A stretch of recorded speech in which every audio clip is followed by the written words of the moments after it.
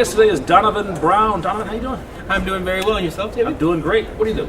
I am a senior program manager for DevOps here at Microsoft. So I'm responsible for the DevOps experience that our customers have on TFS and also on Visual Studio Team Services or VSTS. Excellent. So DevOps is kind of an interesting thing. It is. It's dev and it's ops, right? Yeah, there's collaborating. developers and there's the back end, the IT pro guys. Absolutely. And you kind of branch that, right? So what I'm responsible for is the entire experience that you have on those two products. So basically, TFS is for on-prem. Okay. VSTS are basically TFS that's running. Let's see what those acronyms are. Oh, TFS stands for Team Foundation Server, and VSTS stands for Visual Studio Team Services. They're essentially the same product, but one of them that you install yourself and maintain, which is TFS, and then one that we host for you in the cloud, which is VSTS. All right. Right. So yeah, it's good to clarify those. And what we want to do with those tools is enable DevOps for our customers, and I'm responsible for making sure that we have the best experience that we can when it comes to DevOps. And one of the first things that I was asked to do when I joined the team was, being a DevOps PM, we need you to define DevOps. I make sure define DevOps, actually. Exactly. For a lot of people have, and a lot of people have attempted. And when they first asked me that question, I could have just gone ahead and said, you know what, I'm just going to go search for someone else's definition, but I didn't want to do that. No. I've been a developer. Exactly, right? I could have done that, but I think that's not really what they're asking me to do. I have been a developer for over 20 years. I've been around the block. I worked for companies like Compact Computers. I've seen a lot of different development. And I was a process consultant for 7 years before I joined Microsoft. And I had been helping companies develop and implement DevOps long before we had a cool name for it. So what I wanted to do was reflect over my time as a developer and first ask myself the question, why is DevOps so hot right now? Because it's everywhere you look, right? There's DevOps conferences. There's a lot of books out there right now.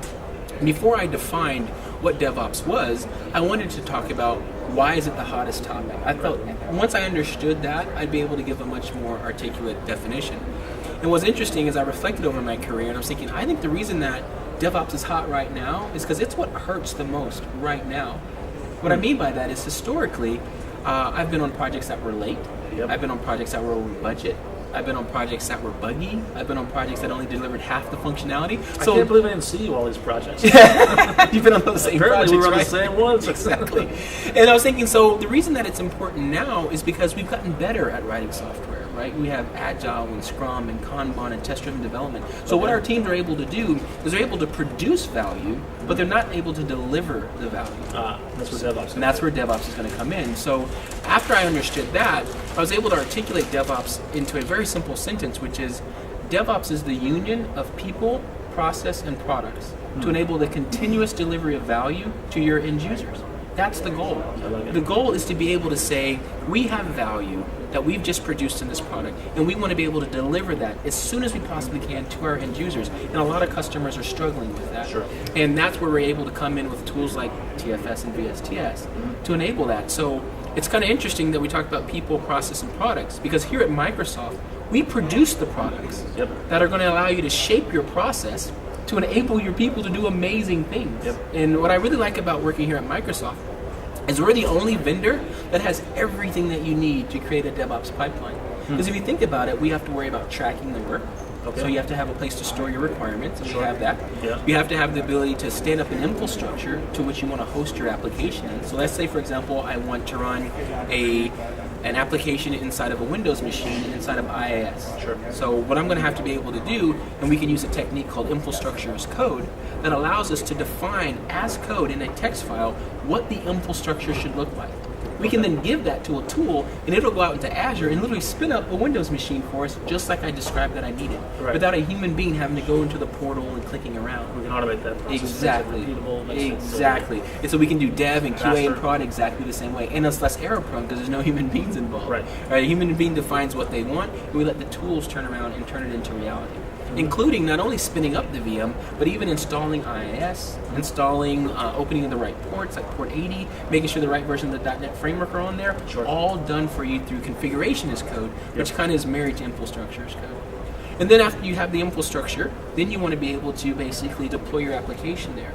And we have tools that allow you to deploy web deploy, NuGet packages, DAC packs, MSIs, whatever binary that you want. That's where it doesn't have to be a Windows machine. It doesn't. It can be a WAR file, right? That you built for a Java application. VSTS and TFS are basically enabling all vendors, no matter what language, no matter what platform. Because our build agent will happily run on a Linux machine, it'll run on a Mac, and it'll run on Windows. So that basically brings things like iOS and Android development into the fold of what we can do here at Microsoft. So we add value on any software platform. And the tools that we have enable that with continuous integration and continuous deployment that are built directly into our tool set. That's awesome. So now, what are you doing for your customers? Are you showing them how to use the tools? Are you changing the processes? I'm actually helping shape the tools to make sure that they address the concerns of our customers. So you're talking more to Microsoft than to the end user. Oh, absolutely not. No. Well, I talk to both of them. I'm not kind of like the mediator between the PMs that handle our build, our release, and our testing tools to our customers, external, who are saying, okay, Donovan, this is the problem that we're trying to solve. Do your tools actually solve that? If they do, I show them how. And if they don't, I bring that input back to our dev teams and say, hey guys, we have a gap here that we need to fill because our customers are feeling pain, and we go back in and we close that gap. Oh, very cool. Who are your customers? Oh my gosh, I have spoken to Verizon, Alaska Airlines, American Airlines. You name a big customer, you'd be surprised how much Microsoft is in those organizations. So Jet.com, I mean, the list is really, really large, and it's amazing because it's funny when I'm on a call with someone like, hey, I use your product, right? They're a customer of ours, but I'm a big fan of them as well. So it's kind of neat to be able to help them and stuff like that. It's always a joy. Before the internet got big, I was a Best Buy addict. Gotcha. I had a chance to work at Best Buy as a consultant for a long time. I remember it's amazing. I remember I was on the phone with Whataburger, which if you're from down south, you'll recognize who that is, but it's a fast food restaurant. I love their shakes, and I remember I had to tell them on the call, like, yeah, we're done talking about DevOps. Like, I love your shakes. Like, come so work good. here. Do I get shakes? Exactly. So that's what I do on a daily basis is try to make sure that Microsoft has the best DevOps offering in the world. Tell me about the big pain points that you see among the customers in terms of DevOps. First of all, it's the people part. Remember I mentioned in the definition I said people, process, and products. We have you covered when it comes to products, but the problem is the people. A lot of people are afraid to change. They're comfortable doing things the way they've been doing it for 30 years, and here we are coming in with a new way of writing software and delivering value. And we first have to get your people on board. Sure. If we can get your people on board, we have the tools that are going to govern your process, but that's the biggest fight and the biggest pain point there. And then we have customers. I want to stop on that. Sure, I was a consultant for a long time, and I agree with you. It's a big problem. Is it better to start with the up at the top and have them mandate this is the way it's going to be, or is it better to talk to the people actually doing the work and convince them? I think it almost needs to happen from both directions. You need to have input so that people understand why these changes are occurring. Okay. Because again, change is scary for everyone. Sure. And if the devs are trying to force it upon the CEOs, and all of a sudden they see a slowdown in velocity as we start to turn on some of these best practices, which will then yield benefits later on. Right. But we have to pay at some point or another to get into that time frame. Keep people up to speed. Exactly. And if the CIs and if the C-level execs don't understand that, all they see is a slowdown in productivity. Sure. And then they're going to put pressure back on you to ramp up your productivity because they don't understand why it's slowing down. Right. So you have to make sure that they're on board on what we're going to do now is we're going to lay the foundation and the framework so that we're going to be faster than we've ever been in the future, but we got to get that muscle built now. And so I want to make sure that everyone is involved. Now, if I only had to go one way or the other, it's easier to start from the top. Right? If I can get a mandate from a C-level executive that this is what you're going to do, then it's really easy. Trying to convince a C-level exec that thinks he knows better, that the devs actually have the right idea, is much more difficult. Okay, all right. Okay, we're back. We had a little technical difficulties, which is why we're wearing different clothes. Well, I'm not actually. This is I only speak in a black shirt, so I have five of these things. We could have pulled this off. Exactly.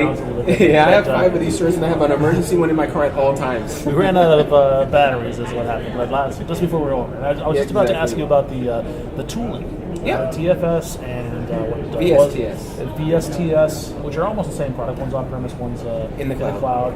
What are some of the features that actually help you do your job better? Oh, we have, for example, the work item tracking that allow you to track all your features, give you backlogs, give you Kanban boards, task boards. So that's kind of like the fuel that drives your DevOps pipeline is the ideas. Then we have source control, and we both have centralized version control, and we also have Git support for distributed version control. That's kind of nice, yeah. Yeah, that so goes exactly. right through Visual Studio Team Services. Visual Studio Team Services, yeah, exactly. So you have whatever version control you want to use, you can use, including if you want to use something like GitHub or Subversion, but those don't come from us, but we do have integrations with them. That's going to feed into our build system, so we have a completely automated CI build system that'll run all your unit tests. And then from there, like a baton in a relay race, we take the code from build and we give it over to RM, our release management system, that'll then deploy it for you out into your environments like dev, QA, and prod. And while it's doing that, it can even run additional automated tests. It can run load tests. And then finally, at the end, we have something called Visual Studio Application Insights that actually gives you that telemetry and the monitoring of your application. So Microsoft is the only one that has everything that you need. That is an amazing. Yeah, it's the breadth of products that we have. I think it's unparalleled. Right. In the open source world, this products exist, but you have to tie them all together. Exactly. And what's really interesting, it came up in a talk today, you can still use a lot of your open source technology with our technology, right? Sure. So again, this is the whole new Microsoft. So if you're already using Maven or Ant or Gradle or Grunt, you don't have to stop using those.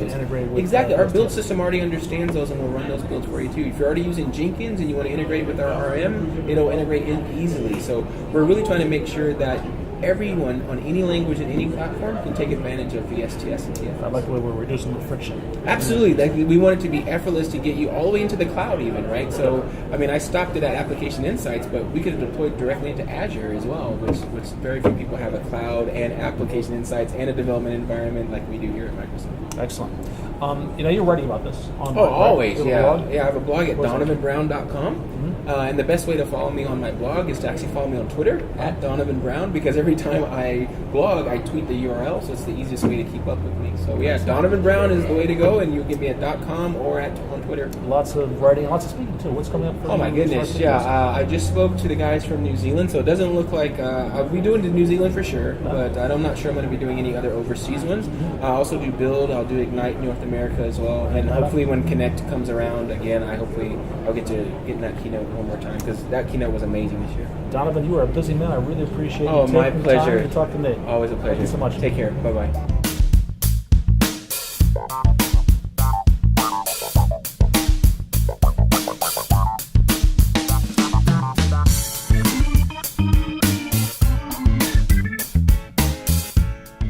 I love working at Microsoft because here we enable our friends to do amazing things with technology.